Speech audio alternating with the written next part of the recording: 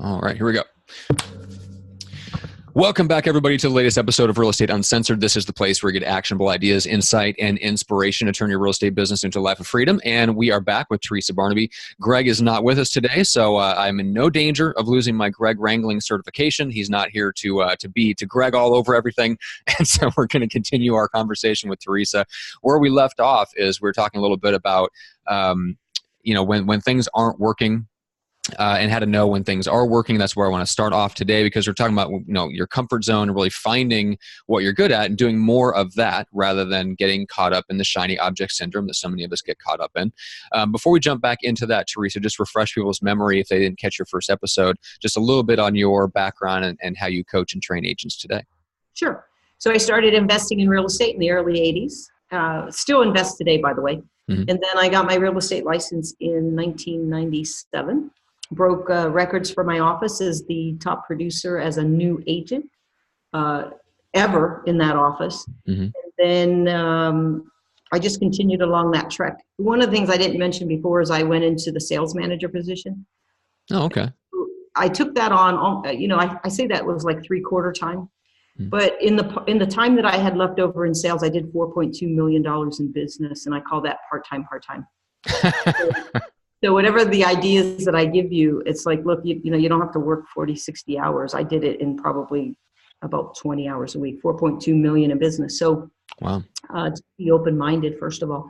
So then I went into full-time management, and I managed an office of 150 agents. And in that office, my agents had to write $1.5 million of business a day for me to meet budget.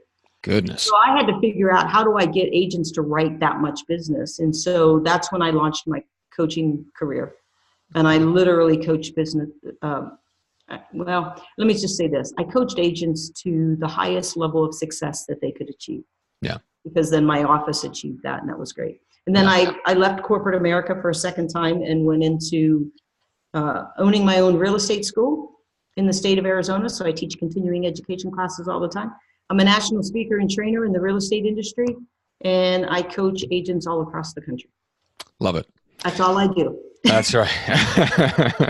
And which is awesome, because you've got super, super deep experience. You've done it. You've been that new agent that hit the ground running, which I know there's a lot of people in our audience that are always looking for tips on how to do that. They're in that situation, or one of our audience members, a big shout out to you, Tony, reached out to me here last week because they literally picked up their entire life, moved cross country. So a lot of things apply, even if you're experienced, so to speak, in real estate.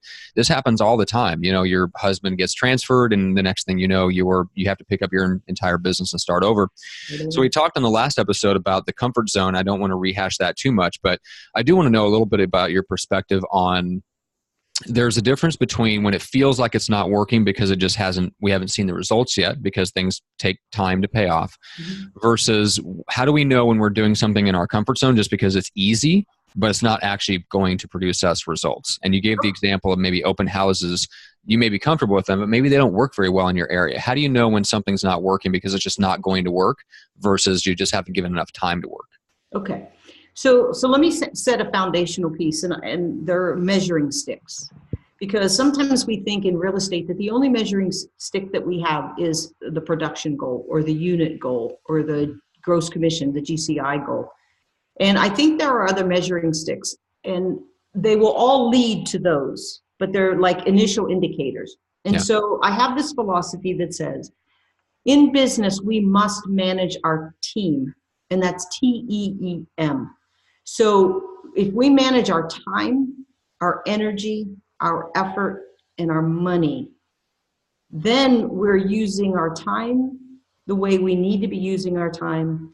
We're using our energy efficiently. We're efforting effectively. And then we have our money as probably the easiest tangible benchmark.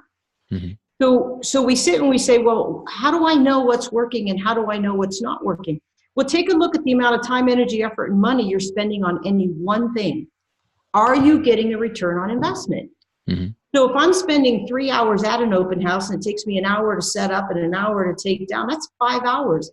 If I didn't get a single lead or prospect out of that open house, and that happens consistently over time, there is no return on investment on time, energy, effort, and money. Hmm. And at some point, you have to say, I cannot continue to be a business person if I am not actualizing a return on my investment. Mhm. And I always coach people through this. If you had your money sitting in an investment account and you had a money manager and they consistently came back and told you that you didn't make any money, you would fire that person. You would Yeah. pull your money out and go someplace else. But yet we don't look at ourselves as our own manager, right? Yep. So, there's no secret formula. A lot of people ask me, well, how long, like do I try for 2 months and 3 months and 4 months? You got to look at, if you're going to spend the time, are you doing the right things right? Now, I have literally gone to open houses where the agent is sitting there watching Sunday football. Sorry, that's not doing the right thing right.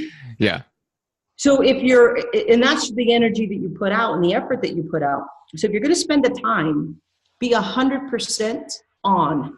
Mm-hmm. And if you're 100% on, then we should see a return on investment.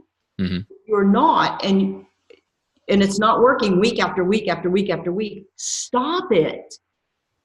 Figure out what's not working, make some adjustments, try again. If it's still not working, stop it. Mm-hmm. You cannot keep doing the same things and then wondering why you're not meeting goal at the end of the year in terms of production. Yeah, it's really good. I love that, especially the energy component. The next shiny object. I really mean fine tune a craft that you're comfortable doing. Be the best at it that you can, and monitor your time, energy, effort, and money that you have invested in it. And you know what? Get a coach. If you don't know how to work through and get out of your own way, hire somebody that can help you do it. There are so many of us in the industry. I was going to say that's a big key of knowing when something isn't working, and it's really hard sometimes to get an agent to evaluate that honestly, to evaluate themselves, and are they actually doing the right things within that particular type of prospecting or business building activity. And then to be able to go to someone and say, look, here's what I'm doing. Here's the effort and energy and time I'm expending. I haven't seen it in money yet, but here's the time, effort, and energy. I feel like I'm not getting something back, but I need an outside opinion. And the coach can come along and say, yeah, but you're getting appointments. You need to get your skills up so that you start to close those appointments into clients, but you are getting the initial return on time you need to. There's some other things you need to do to convert that into money, but you're on the right track. Like I can feel like a lot of agents being in the position where they need that outside voice to be able to tell them that, where they may not come to that conclusion on their own. They may go, I'm not meant to do this. I need to find something else. And then they're going to find something else. They have to start over again. And guess what? It's going to be another 3 or 4 months until they see results. Right. And I see that happen a lot. Yeah. Yes, totally. So I think that, everybody, we kind of look for this secret formula, like just give me the ticket. Yeah. I'll tell you what the biggest ticket is, because no matter what town we're in, no matter what city, I don't care where we are, there are so many real estate people, so many real estate agents. So if I were to say, what's the ticket? Find something that differentiates you. I read a book a long time ago called Differentiate or Die. Mm-hmm. So if I'm going to go back to using the open house as an example, if you're doing an open house, please don't do it like everybody else. Somebody walks in the door and you say, hi, I'm so-and-so. Thank you for coming to my open house. Could you please sign the sign-in sheet? And are you working with an agent? If that's your approach, stop. Stop. And then figure out a better way. So if you don't mind, I'd like to just give them a tip. Yeah. Find 2 or 3 things about the house that's unique. Because if we're talking about differentiate or die, you are different, and then the property that you're sitting should be different. So find 2 things that are really outstanding about that property. So when they walk in the door, greet them, thank them for coming, and say, hey, as you look around, don't miss these 2 items. Mm-hmm. Right? So now I'm pointing things out that are unique to that property or special about that property. Now let's say you say, look at, don't miss the walk-in pantry, whatever. I'm just using that as an example, or the views. Well, when they come out of the kitchen, now what you have to talk to them about is say, so what did you think about the pantry? Mm-hmm. Yeah. Did you notice the wine cooler that was in the pantry? Isn't that so cool? Or if it's the views and they walk away from that window, you say, so what do you think about those views? Now I have something to talk to them about. And now they'll tell me like, oh, I don't need a big pantry like that. That's just a waste of space. Okay, great. I know something more about those people. Yes. You think the view's outstanding, and they say, oh, but my neighbor's rooftop is blocking the view. Okay, but that's something more I know about them that I didn't know before. Yeah, exactly. And most agents don't work like that in an open house. That's just like the lightest example I can give you of just doing something different. Yeah, love it. Well, let's talk a little bit about the after the sale part in terms of doing something different there, because you can do the same thing, you can differentiate. And we talked about in the last episode how you can build a fairly predictable real estate business, especially if you can stay in it long enough that 3 or 4 years from now, you can pretty much expect that half of your clients are going to come back as long as you've been lightly keeping in touch. So let's talk about how can we get better at that, and how can we start if we haven't been very good at it? Okay. So number one, and I hear this from agents everywhere across the country.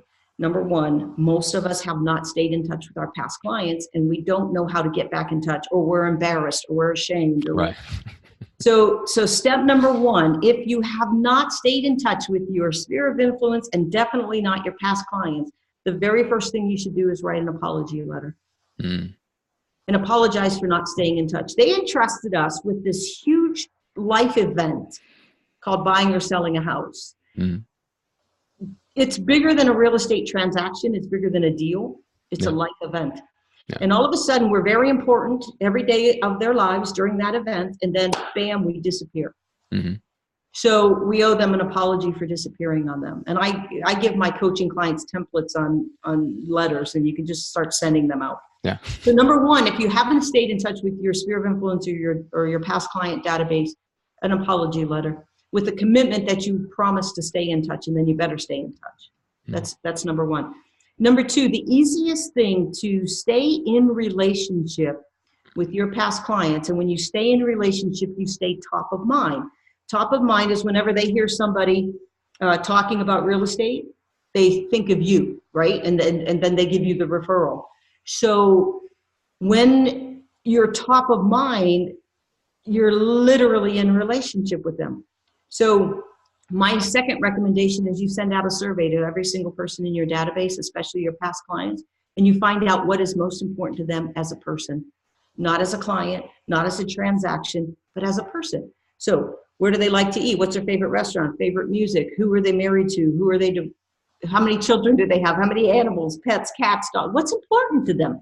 Because when you know what's important to them outside of the real estate transaction, you will always have something to talk about. Yeah. Always have something to talk about. Even like, I'm not a NASCAR fan, but I had a client that was a huge NASCAR fan. Now, I don't need to know anything about it, but if I saw an article about NASCAR, I'd forward it to them. Just want to make sure you saw this. Yeah. Okay. Well, keep it simple. Right. Yeah. Right. So yeah, I love that. I love the approach of just getting back to the basics. We've been talking about this a lot on the show, so it's very timely. Both meeting Janine and then Janine introducing us, because I love the topic, and it's definitely something where I don't want the show to contribute to shiny object syndrome, because we talk to so many people, and the problem is something works for everyone. Like everybody can make something work for them. Yeah. And so I love the perspective about finding those 2 or 3 things that are in your comfort zone. Stretch it a little bit. Nothing wrong with that. But find the things that are in your comfort zone, and then use those same types of things to stay in relationship. I feel like there would be a lot less hand-wringing over what we do after the sale if you just think about it in those terms. How do I stay in relationship with these people? Yes. So I was talking to a broker one time. I was teaching a class for his agents. He was the largest broker in our area. And I said, hey, as a broker, I said, what information do you want me to share with these folks? I had like about 100 and some people in the class. I said, this is a great opportunity to put a broker message out. And he looks at me and he says, I want you to tell them to get to know and like a lot of people. And I was like, what? Oh, you're the broker. Like, you're not going to talk about risk management, file maintenance, And he says, no. He says, tell people that if they want to do business and they want to do more business, then get to know and like a lot more people.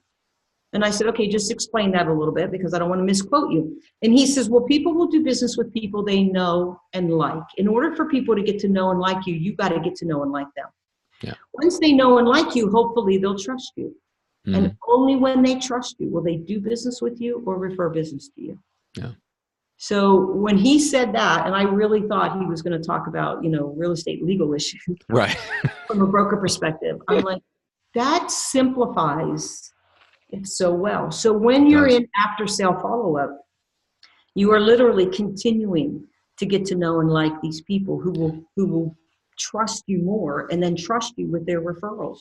Yeah, that's so good, because it gives people, it's tough to tell people to, hey, go out and get people to know, like, and trust you like that. And people are like, well, they don't understand enough about influence and persuasion to even know where to start to begin to do that. But I can go out and I can find other people that I know and like. That's easy. Like, and so I think that really flips the script and gives them something very actionable and a completely different mindset to do the things that they've been told to do and feel guilty for not doing, because they just don't know how exactly to do it. So, I mean, that even helps me in networking and relationships and things like that, is just to go out and find people that I know and like and want to get to know better. That's it. That's the game. And if you do a survey and you really know what's important to them, I'm like, I literally would just have them fill it out. Tell me everything, you have to ask the questions, right? You have to create the survey to ask the questions so that they know what to answer. But once you have that list of what's important to them, you will never, even as an introvert, you will never run out of things to talk about with them. Yeah. It makes it so easy to pick up the phone. It's so much easier for me to pick up the phone and talk about NASCAR. I'm like, so was that a good race? I don't know NASCAR. Was that a good race? Teach me. Yeah. It's those simple things that, look, real estate's not a rocket science business. Yeah. It is a highly evolved people business. And when we get back to the people and the relationships, the technical aspects, everybody can learn. I can learn how to write a contract. I can do all those technical aspects. But master the people relationship side of it and the follow-up side of it, you'll always be in business. By the end of my second year, I was 97% by referral only. Good Lord. If you didn't find me through a referral or as a past client, you didn't find me, because I didn't market, I didn't advertise. I just took care of. Now this is going to blow you away. It was 157 person database. That's it. 97% by referral and $4.2 million in business part-time. Yeah. So I'm talking from my heart right now to everybody. It works if you work it. Love it. Couldn't have said it any better myself. And you've got the proof and the results to back it up, which I love that. Let's talk about the free resource that everybody can go get and download. Where do they grab that?